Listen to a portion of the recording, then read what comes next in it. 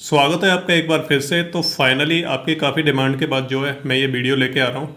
तो काफ़ी सारे स्टूडेंट मुझसे बोल रहे थे कि मैं बैक के ऊपर एक वीडियो बनाऊँ कि जो आपके बी फार्मेसी में बैक लग जाती है तो उसको आपको कैसे क्लियर करना है और इसमें आपको क्या क्या पॉइंट्स को जो है याद रखना है। तो उन सभी चीज़ों के बारे में मैं डिस्कस करूँगा। काफ़ी सारे स्टूडेंट ऐसे भी होते हैं जिन्हें ये नहीं पता रहता कि बैक लगती कैसे है और कब तक हम जो बैक लग जाती है उसे क्लियर कर सकते हैं। तो उसके हिसाब से मैं जो चीज़ें हैं वो सारे जो डाउट हैं वो मैं आपके क्लियर करूँगा। और इस बार का मैं आपको बता दूं कि जो रिजल्ट रहा है वो काफ़ी ज़्यादा बेकार रहा है और ज़्यादातर जो स्टूडेंट हैं तो उन लोगों की इसमें बैक आई है। और काफ़ी सारे ऐसे स्टूडेंट हैं जिनकी सभी सब्जेक्टों में बैक आई है। 5 से जो 6 सब्जेक्ट हैं, जो पिछले सेमेस्टर की मैं बात कर रहा हूँ 6 सेमेस्टर की, तो उसमें क्या है 5 से 6 सब्जेक्ट में बैक है। किसी किसी की एक में होती है, किसी की दो में होती है। तो उसके हिसाब से हम बात करेंगे कि किस तरीके से आपको जो बैकलॉग्स हैं उनको क्लियर करना है। तो यहाँ पे हम बात करेंगे कि how to clear backlogs in B pharmacy. तो यहाँ पे मैं कुछ पॉइंट्स को जो है डिस्कस करूंगा। अगर ऐसे मैं शुरुआत कर दूंगा वीडियो की बिना किसी पॉइंट के तो वीडियो काफ़ी ज़्यादा लंबी हो जाएगी और इसकी वजह से ना तो वीडियो की कोई शुरुआत होगी और ना कोई अंत होगा। ठीक है, तो इसके लिए हम क्या करेंगे, कुछ पॉइंट्स को जो हम यहाँ पे डिस्कस करेंगे जिससे क्या है एक लिमिटेड टाइम में हम सारे के सारे डाउट्स को जो है क्लियर कर पाएँ। तो यहाँ पे मैं बात करूंगा सबसे पहले कि बैक सिस्टम इन फार्मेसी के बैक का सिस्टम रहता क्या है और अगर बैक आ जाते हैं तो हम उसे कब तक क्लियर कर सकते हैं। तो उन सभी चीज़ों के बारे में डिस्कस करेंगे। दूसरा है हमारा रीजन्स बिहाइंड बैक कि आपकी बैक आती क्यों है, क्या क्या कारण हो सकते हैं, तो उनके बारे में भी हम डिस्कस करेंगे। तीसरा है हमारा हाउ टू क्लियर बैक्स, ठीक है, जो कि हमारा मोस्ट इंपॉर्टेंट है कि अगर आपकी बैक आ जाती है तो आपको क्लियर कैसे करना है, किस तरीके से पढ़ाई करनी है। तो ये जो 3 पॉइंट हैं, इन तीनों पॉइंट्स को हम जो है डिस्कस करेंगे वन बाई वन। तो आपकी जो सारी की सारी चीज़ें वो समझ में आ जाएंगी। फिर भी अगर कुछ समझ में नहीं आए तो कमेंट करके पूछ लेना, टेलीग्राम ग्रुप ज्वाइन कर लेना, तो वहाँ जाके आप जो है और ज़्यादा अच्छे तरीके से डिस्कस कर पाओगे। सबसे पहले हम बात करते हैं बैक सिस्टम इन फार्मेसी की। बैक सिस्टम रहता क्या है, किस तरीके से बैक आती है और क्या सिस्टम रहता है क्लियर करने का। तो यहाँ मैं बात करूँगा अकॉर्डिंग टू पीसीआई रूल। तो काफ़ी सारे टीचर्स वगैरह सब आपको बताते हैं, लेकिन मैं यहाँ पे आपको जो है पीसीआई के रूल के हिसाब से बताऊँगा कि पीसीआई ने क्या बोला है कि किस तरीके से जो है बैक आएगी और कब तक आपको जो है उसे क्लियर करना होगा, तब जो है आप आगे के सेमेस्टर के लिए प्रमोट हो पाओगे। तो यहाँ हम बात करेंगे पीसीआई के रूल 2017 की, क्योंकि उससे पहले क्या सेमेस्टर नहीं होते थे, लेकिन 2017 के बाद क्या सेमेस्टर सिस्टम जो है लागू हो गया था। तो यहाँ पे क्या काफ़ी ज़्यादा कन्फ्यूजन निकल के आए, क्योंकि जो ईयरली जो पेपर होते हैं तो उसमें कोई कन्फ्यूजन नहीं रहता है, लेकिन जब सेमेस्टर हमारे बन जाते हैं तो उसमें क्या है एक साल में 2 बार एग्जाम होते हैं हमारे। तो उसमें क्या है थोड़ा कन्फ्यूजन हो जाता है कि अगर बैक आ जाती है एक सब्जेक्ट में, 2 सब्जेक्ट में, तो हम कब तक उसे क्लियर कर सकते हैं। तो उन सभी कन्फ्यूजन को दूर करने के लिए क्या है पीसीआई ने कुछ रूल्स निकाले कि कब तक आप जो है बैक्स को क्लियर कर सकते हो। तो यहाँ मैं आपको एक एक करके बताऊंगा कि कैसे आपको जो बैक्स को क्लियर करना है और आप कब तक कर सकते हो। अगर बैक आ जाती है आपकी तो कैसे आपको क्लियर करना है और कब तक जो है क्लियर करना है। तो अगर आपकी बैक आ जाती है फर्स्ट या सेकंड सेमेस्टर में तो आपको जो है टाइम मिलता है थर्ड और फोर्थ सेमेस्टर में इनको क्लियर करने का, और तब जाके आप क्या है फिफ्थ सेमेस्टर में जो है पहुंच पाओगे, यानी तब जाके आप फिफ्थ सेमेस्टर में एडमिशन ले पाओगे। तो यहाँ बस ध्यान रखने वाली चीज़ एक ये है कि अगर आपके फर्स्ट या सेकंड सेमेस्टर में बैक आ जाती है तो आपको 2 सेमेस्टर का टाइम और मिलता है उन्हें क्लियर करने के लिए। अगर आप फिर भी क्लियर नहीं कर पाते हो थर्ड या फोर्थ सेमेस्टर में तो फिर आप जो है फिफ्थ सेमेस्टर में जो है नहीं बैठ पाओगे, यानी प्रमोट नहीं किए जाओगे फिफ्थ सेमेस्टर के लिए। इसलिए आपको क्या करना है कि अगर फर्स्ट या सेकंड में किसी भी सेमेस्टर में जो है आपकी आ जाती है बैक तो आप जो उसे थर्ड सेमेस्टर में क्लियर कर लीजिए या फिर आप उसे फोर्थ सेमेस्टर में जो क्लियर कर लीजिए। अगर आपकी फिर भी नहीं होती है तो आप जो फिफ्थ सेमेस्टर में नहीं आ पाओगे, आपको पहले उसे क्लियर करना होगा, तब आप जो फिफ्थ सेमेस्टर में आ पाओगे। तो एक तो आपको ये याद रखना है कि आपको फिफ्थ सेमेस्टर में अगर जाना है तो फर्स्ट और सेकंड सेमेस्टर में अगर आपकी कोई बैक है तो उसको आप क्लियर कर लेना। और ये जो सारी बातें हैं ये मैं आपको पीसीआई के रूल के अकॉर्डिंग बता रहा हूँ कि वहाँ पे क्या लिखा हुआ है, तो उसके हिसाब से यहाँ पे मैं आपको समझाता जा रहा हूँ। नेक्स्ट हम बात करते हैं कि अगर आपकी फर्स्ट सेमेस्टर में भी बैक है, सेकंड में भी बैक है और आप उसे थर्ड सेमेस्टर में भी आपकी बैक आ गई, फोर्थ सेमेस्टर में भी बैक आ गई, तो ध्यान रखने वाली चीज़ यहाँ पे ये है कि अगर आपकी फर्स्ट सेमेस्टर में बैक है, सेकंड में भी है, थर्ड में भी बैक है और फोर्थ में भी बैक है, तो अगर आप जो है फिफ्थ या सिक्स सेमेस्टर में अगर आप उन्हें क्लियर नहीं कर पाते हो, ठीक है, तो आपको क्या होगा कि सेवन सेमेस्टर में जो है एडमिशन नहीं मिलेगा। तो ये चीज़ भी आपको जो है ध्यान रखनी है यहाँ पे। तो अकॉर्डिंग टू पीसीआई अगर आपकी first second third fourth fifth या सिक्स्थ में अगर इनमें से एक भी किसी सेमेस्टर में आपकी बैक है तो आप जो है एट्थ सेमेस्टर में जो है एंट्री नहीं ले सकते हो।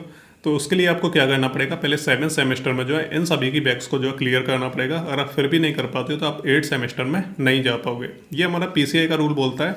लेकिन कुछ ऐसी यूनिवर्सिटी भी हैं, अलग अलग जो यूनिवर्सिटी हैं, तो मैं किसी एक आध का एग्जाम्पल आपको नहीं दे सकता हूँ। तो कुछ यूनिवर्सिटी क्या करती हैं कि अगर आपके सेवन्थ सेमेस्टर में अगर कोई बैक आ जाती है तो आपको जो एट्थ सेमेस्टर में जो है वहाँ पे आपको एडमिशन नहीं दिया जाता है। तो ऐसा कुछ कुछ यूनिवर्सिटी ने अपना रूल्स बना रखा है, लेकिन इससे लेके कोई क्लैरिफाई नहीं है। लेकिन जो पीसीआई ने जो बताया वो मैंने आपको क्लियर कर दिया है। लेकिन ये क्या सिस्टम रहता है कि 7 सेमेस्टर में बैक आई है आपकी, तो आप 8 सेमेस्टर में नहीं जा सकते हो। तो इसका कोई लेकर कोई क्लैरिफिकेशन नहीं है कंप्लीट तरीके से, ताकि मैं आपको अच्छे तरीके से बता पाऊँ। तो इसको हम जो है छोड़ देते हैं, और जब पीसीआई जब इसे क्लैरिफाई करेगा तब मैं आपको इसे बता दूंगा। तो फिलहाल जो मैंने आपको जो 3 बताए हैं सिस्टम, इन तीनों को आपको जो ध्यान रखना है कि अगर आपकी फर्स्ट या सेकंड में आती है तो आपको टाइम मिलता है 3rd 4th सेमेस्टर में क्लियर करने का, तब जाके आप जो है 5th सेमेस्टर में एडमिशन ले पाओगे। अगर आपके इन चारों सेमेस्टर्स में बैक है तो आप जो 7th सेमेस्टर में नहीं जा सकते, आपको जो है 5th और 6th सेमेस्टर में जो है इन्हें क्लियर करना होगा। और नेक्स्ट हम बात करें तो अगर आपको 8th सेमेस्टर में पहुंचना है तो 1 से लेकर 6 सेमेस्टर आपकी सारी सब्जेक्ट जो क्लियर होनी चाहिए, कोई बैक नहीं होनी चाहिए। अगर एक आध बैक है भी आपकी तो आप उसे 7th सेमेस्टर में क्लियर कर लेना, तो आप जो 8th सेमेस्टर में जा पाओगे।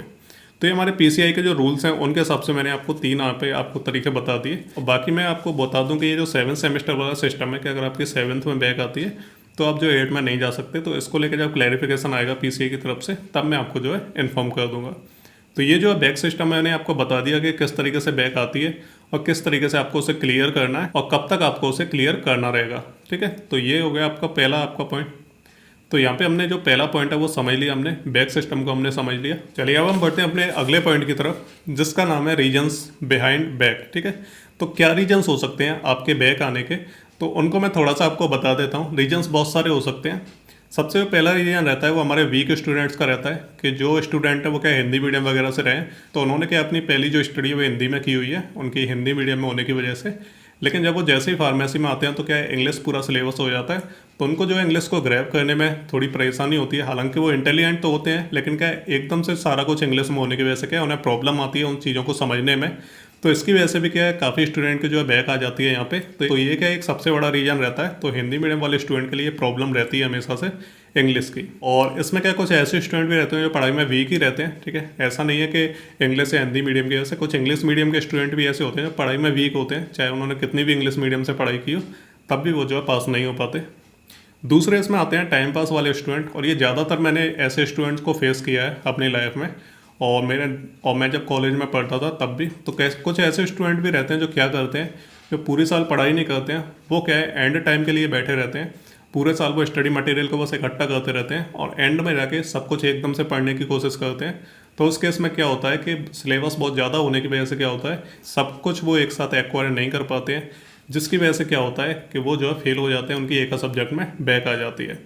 तो कुछ ऐसे स्टूडेंट भी रहते हैं जो टाइम पास करते ही रहते हैं हमेशा। ठीक है, और उन्हें क्या पढ़ाई लिखाई से कोई लेना देना नहीं रहता है। तो ऐसे स्टूडेंट भी क्या है ज़्यादातर होते हैं हमारे। तीसरे स्टूडेंट हमारे अलग टाइप के रहते हैं। ये हमारे इंटेलिजेंट तो काफ़ी होते हैं, लेकिन ये क्या है, पास होने की टैक्टिक्स नहीं जानते हैं।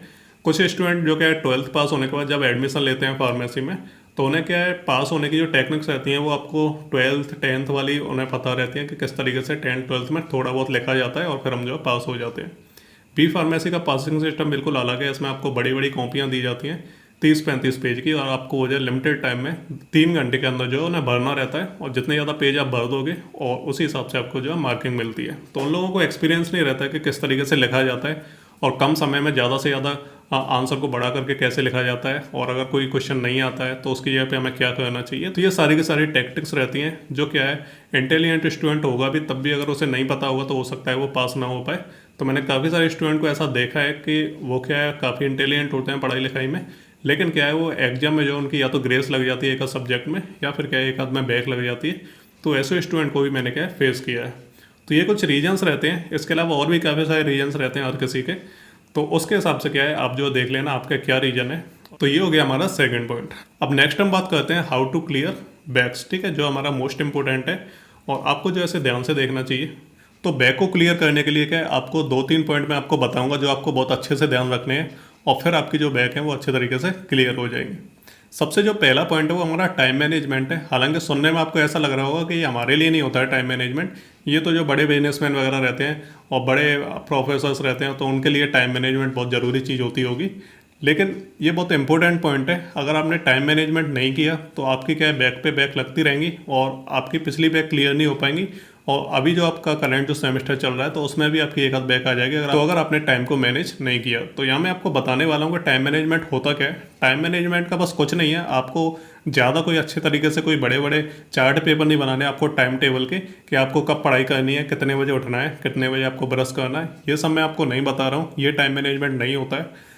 टाइम मैनेज का मतलब होता है कि आप जो पढ़ रहे हो, ठीक है, तो उसे अच्छे तरीके से आपको मैनेज करके पढ़ना है क्योंकि अगर आपकी जो बैक है, आपका वो वाला जो बैक सेमेस्टर है, ठीक है, जिसमें आपकी सब्जेक्ट में बैक आई है, और दूसरा आपका जो करंट सेमेस्टर अभी चल रहा है, तो दोनों को जो है आपको साथ में लेके चलना है। ऐसा नहीं है कि आप करंट सेमेस्टर के लिए पढ़ते जा रहे हैं, जिसमें आप सेमेस्टर में अभी हैं तो आप उसके लिए केवल पढ़ते जा रहे हैं, आप सोच रहे हैं कि बैक के लिए हम बाद में पढ़ लेंगे जब एग्जाम आने वाले होंगे। आपको ऐसा बिल्कुल नहीं करना है। आपको जो बैक बैक वाले सेमेस्टर के सब्जेक्ट को लेके और जो करंट वाले सेमेस्टर के जो सब्जेक्ट हैं उन दोनों को आपको साथ में लेके चलना है। इसलिए जब भी आप दिन में पढ़ रहे हैं तो आपको जो टाइम को ऐसे मैनेज करना है कि अगर आप 3-4 घंटे आप करंट सेमेस्टर के लिए पढ़ रहे हैं तो कम से कम 2 घंटे आप जो है बैक सेमेस्टर के लिए ज़रूर निकालें। तो आपको टाइम अपने हिसाब से सेट करना है। मैं आपको ये नहीं बताने वाला कि आप 4 बजे उठ के पढ़ो, 5 बजे उठ के पढ़ो सुबह। तो ऐसा तो मैं भी नहीं करता कभी भी, और मेरा जब भी मन करता है मैं उस टाइम पे पढ़ता हूँ, ठीक है। अगर रात को मैं लेट भी पढ़ता हूँ, मैं सुबह जल्दी नहीं उठता क्योंकि मेरी आदत में नहीं है और मैं पढ़ भी नहीं पाता सुबह जल्दी उठ के। तो आपको जो अपने हिसाब से देखना है कि आपको कौन से टाइम पे ज़्यादा सूट कर, तो आपको अपना सूटेबल टाइम देखना है कि कौन से टाइम पे आपको जो है पढ़ाई आपको सही लगती है और बिल्कुल शांति रहती है, कोई डिस्टर्बेंस नहीं रहता, उस टाइम पे आपको जो पढ़ाई करनी चाहिए। और जब आपका मन करे तब आपको पढ़ना चाहिए। लेकिन क्या है, ये दोनों जो करंट सेमेस्टर और जो बैक सेमेस्टर है उन दोनों को आपको साथ में लेके चलना है, टाइम को मैनेज करना है। अगर आपने 3-4 घंटे इसके लिए पढ़ा है तो 1-2 घंटे इसके लिए पढ़ लो। और अगर आपकी ज़्यादा सब्जेक्ट में बैक है तो फिर क्या है, आपको थोड़ा सा इसके लिए और टाइम निकालना होगा। लेकिन क्या आपको इसे बात के लिए नहीं छोड़ना है, आपको तुरंत ऐसे साथ में लेके चलना है। टाइम मैनेजमेंट आपको अपने हिसाब से देखना पड़ेगा। ये मैं नहीं बताऊंगा आपको कि आप सुबह 4 बजे उठ के पढ़ो या सुबह 5 बजे उठ के पढ़ो या फिर लेट नाइट पढ़ो। आपको जब भी मन कर रहा है तब आप जाके पढ़ो, ठीक है। तो ये होता है हमारा टाइम मैनेजमेंट। नेक्स्ट आता है हमारा solve previous year question paper. तो ये हमारा मोस्ट इंपॉर्टेंट चीज़ है, क्योंकि अगर आपने टाइम मैनेजमेंट कर लिया, आप टाइम निकाल के पढ़ भी रहे हो, तो आपको क्या करना है कि प्रीवियस ईयर के क्वेश्चन पेपर को सॉल्व करना है। अब आप ये बोलोगे कि ये तो हमें भी पता है, हम भी previous year question paper solve कर लेते, आप अगर नहीं भी बोलते तो ये चीज़ मैं इसलिए बोल रहा हूँ क्योंकि काफ़ी सारे स्टूडेंट हैं, उनकी अगर बैक आ जाती है तो वो क्या करते हैं, पूरी की पूरी सब्जेक्ट को जो है पढ़ना शुरू कर देते हैं, उसका जो सिलेबस है उसको जो है कंप्लीट करना शुरू कर देते हैं। तो ये उनकी सबसे बड़ी गलती रहती है, क्योंकि इतने कम समय में जो है, जिसमें आपको 4 या 5 महीने मिलते हैं बैक को क्लियर करने के लिए, तो इतने कम समय में आपके पूरे के पूरे सिलेबस को नहीं निपटा सकते। क्योंकि आपका जो करंट सेमेस्टर चल रहा है आपको उसके लिए भी पढ़ना है और बैक के लिए भी पढ़ना है। तो आप बैक वाले सब्जेक्ट का पूरा सिलेबस मत कंप्लीट करिए। मैं आपको बस ये बोल रहा हूँ कि आप पिछले 2 से 3 साल के बस जो क्वेश्चन पेपर है उसमें जो क्वेश्चंस दिए हैं आप उन सभी को सॉल्व कर लीजिए, तो आपका जो काम है वो हो जाएगा, ठीक है। तो आपको बस क्वेश्चन पेपर को सॉल्व करना है, ना कि आपको पूरे के पूरे सिलेबस को जो है निपटाना है शुरू से एंड तक। आपको बस क्या करना है, बस 2-3 साल के क्वेश्चन पेपर निकाल लो। और मैं आपको रिकमेंड करूंगा कि 2019, 20 और 2021, तो आपको इन 3 साल के क्वेश्चन पेपर को अच्छे से सॉल्व कर लेना है। बस आपका काम हो जाएगा, आप इतना कर लो और आपको जो पूरा सिलेबस कंप्लीट करने की ज़रूरत नहीं है और आपके पास इतना टाइम भी नहीं होगा कि आप ये सब कर पाओ। तो आप बस इंपॉर्टेंट क्वेश्चन के लिए आप क्या करो कि बस 2-3 साल के क्वेश्चन पेपर लगा लो और यही बस आपके लिए सफिशियंट है। नेक्स्ट हम बात करें कि मैं आपके लिए क्या कर सकता हूँ। तो आप मेरे चैनल के साथ जुड़े हुए हैं तो मुझे भी आपके लिए कुछ करना चाहिए आपकी बैक को क्लियर करवाने के लिए। तो हालांकि मैं आपके लिए ज़्यादा कुछ तो नहीं कर सकता, क्योंकि अभी जो करंट जो सेमेस्टर चल रहा है तो उसके लिए क्या है, मुझे लेक्चर प्रॉपर बनाने रहते हैं। और अगर मैं दूसरे सेमेस्टर का भी दोबारा से करने लगा तो इससे ये होगा कि ना तो ये वाला पूरा हो पाएगा और ना मैं आपको पूरा पढ़ा पाऊँगा अच्छे तरीके से। तो मुझसे आपको बस इतनी सी उम्मीद रखनी है कि मैं आपको जो इंपॉर्टेंट क्वेश्चन दे सकता हूँ, और आप जो क्वेश्चन पेपर लगाएंगे तो आप तो लगाएंगे ही, लेकिन मैं क्या है अपनी तरफ से कुछ आपको इंपॉर्टेंट क्वेश्चन दे दूंगा जिससे आपकी और ज़्यादा हेल्प हो जाएगी। या फिर आप चाहो तो आप 3 साल के कर सकते हो, या फिर मैं जो आपको क्वेश्चन दूंगा आप उन्हें कर सकते हो। तो उसके हिसाब से आपको जो है मदद मिल जाएगी थोड़ी सी। और पिछली बार जो 6 सेमेस्टर में जो मैंने दिए थे क्वेश्चन, इंपॉर्टेंट क्वेश्चन, तो मैंने देखा था कि 60 से 70% क्वेश्चन सेम आए थे। इसलिए मैं क्या करूँगा, आपके लिए कुछ इंपॉर्टेंट क्वेश्चन बना दूंगा। तो एक तो ये वाली हेल्प मेरी तरफ से हो जाएगी। दूसरा कि मैं आपके डाउट्स को सॉल्व कर सकता हूँ। अगर आप पढ़ रहे हो, आपको कोई टॉपिक समझ में नहीं आ रहा है, तो उस टॉपिक को मैं अच्छे तरीके से क्लियर कर सकता हूँ आपके, और उसके लिए अलग से मैं एक वीडियो बना सकता हूँ। तो ऐसा नहीं है कि मैंने आपको इंपॉर्टेंट क्वेश्चन दिए तो आप मेरे से बोलने लग जाओ कि सर ये सभी के सभी इंपॉर्टेंट क्वेश्चन को आप सॉल्व करवा दो। तो ऐसा पॉसिबल नहीं हो पाएगा, क्योंकि अभी जो करंट सेमेस्टर चल रहा है उसे भी मुझे फिनिश करवाना है, ठीक है। तो उसमें मुझे टाइम थोड़ा सा कम मिलता है, बाकी और भी काम रहते हैं मुझे। तो मैं क्या करूँगा कि आपके जो भी डाउट हैं तो मैं उनको सॉल्व कर दूंगा। अगर आप पढ़ रहे हो, आपको लग रहा है कि कोई चीज़ आपके बिल्कुल ही समझ में नहीं आ रही है, तो आप जो मुझे उसे बता सकते हो कमेंट करके। तो उस क्वेश्चन के आंसर को मैं अच्छे तरीके से एक्सप्लेन कर दूंगा आपके। तो ये मदद मैं आपकी कर सकता हूँ। एक तो मैं आपको इंपॉर्टेंट क्वेश्चन दे दूंगा, और अगर आपका कोई डाउट होगा तो उसे मैं आपको सॉल्व करवा दूंगा। तो इतना सा काम मैं आपके लिए फ़िलहाल कर सकता हूँ, आपकी जो बैक्स हैं उनको क्लियर करवाने के लिए। तो ये थे हमारे कुछ पॉइंट्स जो आपको ध्यान में रखने हैं। तो बैक को क्लियर करने के लिए ऐसा कोई अलग से मंत्र नहीं है कि आप उसका जाप करोगे और आप आसानी से जो है पास हो जाओगे। आपको बस नॉर्मली पढ़ाई करनी है जैसे आप करते आ रहे हो, और बाकी आपको अपनी कैटेगरी देख लेनी है कि आप किस टाइप के स्टूडेंट हो और अपने हिसाब से आपको जो पढ़ाई करनी है। तो बस यही आपको टैक्टिक्स को जो फॉलो करना है, और बाकी अलग से ऐसा कुछ भी नहीं है कि मैं आपको बताऊं, ठीक है, या फिर आपको कोई और बताए कि भैया इस तरीके से आप जो आसानी से पास हो जाओगे आप बिना पढ़े लिखे। तो आपको पढ़ाई तो करनी है, लेकिन शॉर्ट टाइम है, आपके पास कम समय है, तो आपको जो स्मार्ट तरीके से पढ़ाई करनी है। जो मैंने आपको बताया टाइम मैनेजमेंट और प्रीवियस ईयर के क्वेश्चन पेपर को आप सॉल्व कर लो। बाकी मैं जो इंपॉर्टेंट क्वेश्चन दूंगा आप उनको सॉल्व कर लेना, तो आप जो आसान तरीके से पास हो पाओगे। तो यही तरीके हैं, इनको ही फॉलो करना है। और बाकी आपके मन में कोई डाउट है या कोई प्रॉब्लम है तो आप मुझे कमेंट करके बता सकते हैं। मेरे टेलीग्राम ग्रुप से भी आप जुड़ सकते हैं और वहाँ पे भी आप क्या है मुझे डायरेक्टली जो है मैसेज कर सकते हैं। तो ये था हमारा आज का वीडियो। आई होप आपको सब कुछ समझ में आ गया होगा। तो मिलते हैं अगले वीडियो में, तब तक के लिए goodbye and take care.